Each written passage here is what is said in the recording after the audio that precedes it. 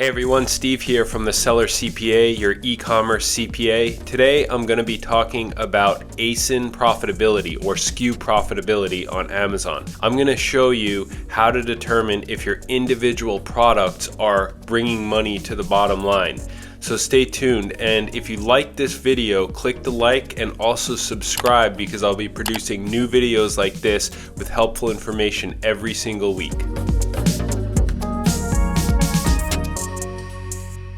The key to success on Amazon is making sure each one of your ASINs is bringing profitability to the bottom line. You need to promote the winners and drop the losers, and you need to drop the losers quickly. You can't just keep trying to dump money into advertising or continuing to hope things will change by adding reviews or doing something else. It may take time to see initial success, but after you've done this analysis month after month and you haven't seen that bringing profit to the bottom line, and you've already worked on changing the levers that you can, you need to just dump the product and move on. I know it's hard to do, especially if you put a lot of money into it, but I've seen too many Amazon sellers put too much money into one product, continue to borrow, take out loans, and hope that something's going to change, when the reality is they're never going to see success from a product that's not bringing profitability to the bottom line. The first step in analyzing your profitability is to analyze your total gross profit and see if it's acceptable to you. So in this case, this is an actual client where I've done a whole year of bookkeeping that they hadn't done in the prior year, and the result is that they had $23,000 in gross profit on $2.915 million in revenue. Now, does that sound like an acceptable profit? Well, let's look at this. The way you have to analyze it is ROI, return on inventory. So essentially, how much did you invest on inventory to get this $23,000? And the answer is $2.301 million on Amazon cost of goods sold. That's essentially the product cost that they laid out and used their own capital or financing to achieve this $23,000 return. That ends up being a 1% ROI or return on inventory, which is, in my mind, totally unacceptable.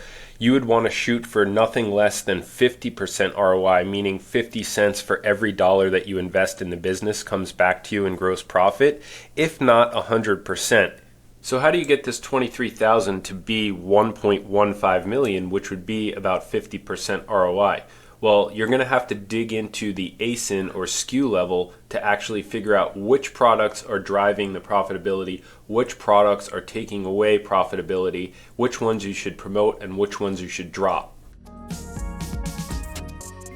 To analyze your profitability on a SKU or ASIN level, go to Amazon Seller Central and then go to Reports and then go down to Selling Economics and Fees.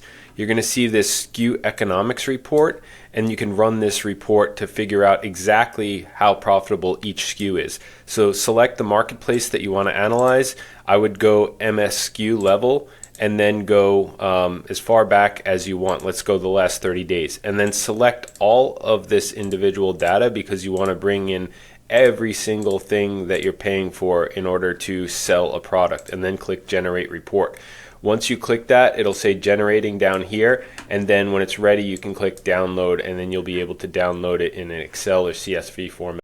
You can actually download that report for free from Amazon Seller Central, but it is a little bit tedious because once you download it, you have to do a lot of formatting.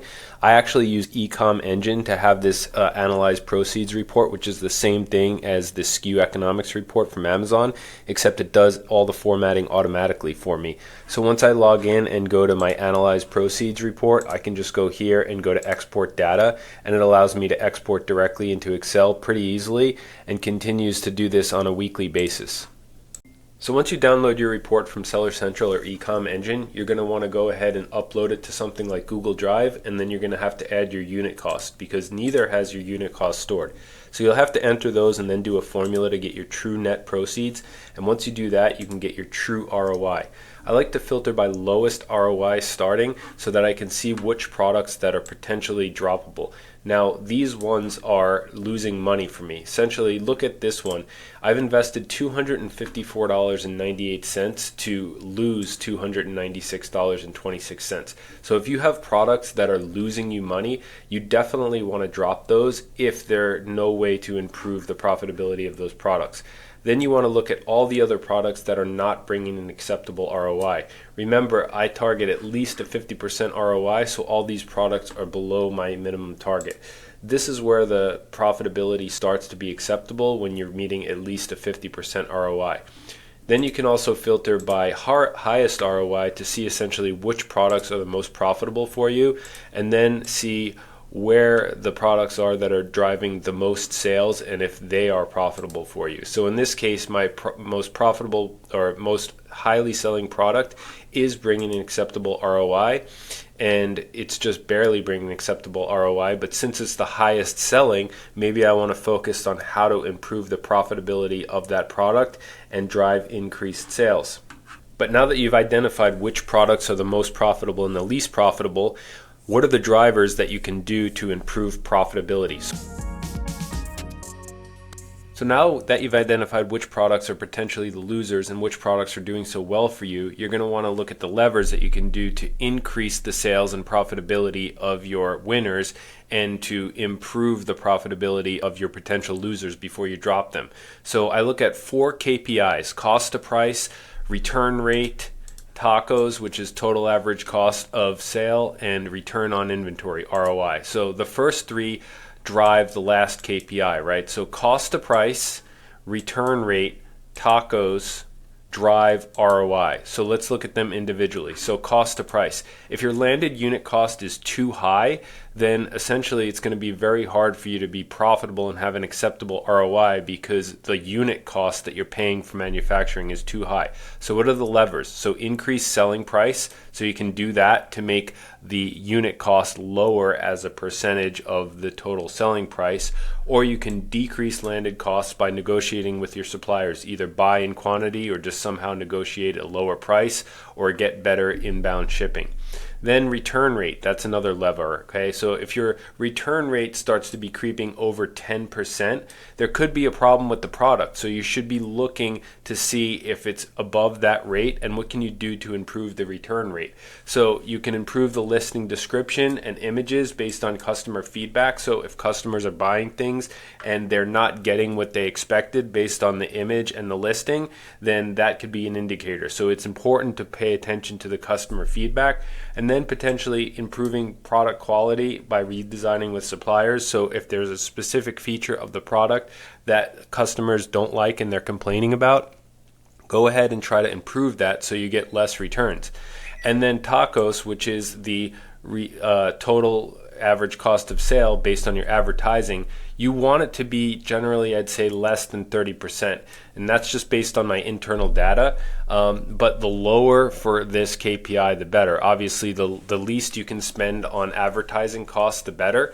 And the levers to do that are to reduce your ad costs by optimizing your ad campaigns, exploring new search terms, and discontinuing unprofitable terms. So you have to be on top of that. If you're not on top of this stuff, then you cannot have a successful campaign. You're not going to have profitability. And then the other thing is increase selling price. So you can increase selling price to have the total ACOS or TACOs be lower as a percentage of your total sale price. And then lastly, those all result in your ROI, right? So if your ROI is less than 50%, or really I like to shoot for 100% if possible, then you have to look at those other levers, which are cost to price, return rate, and total ACOS or TACOs. Well, hopefully you found that helpful. If you're struggling with Amazon profitability and you want to work directly with us, go to sellercpa.com and book a call. And don't forget to subscribe to my videos, because I'll be producing a new video every week.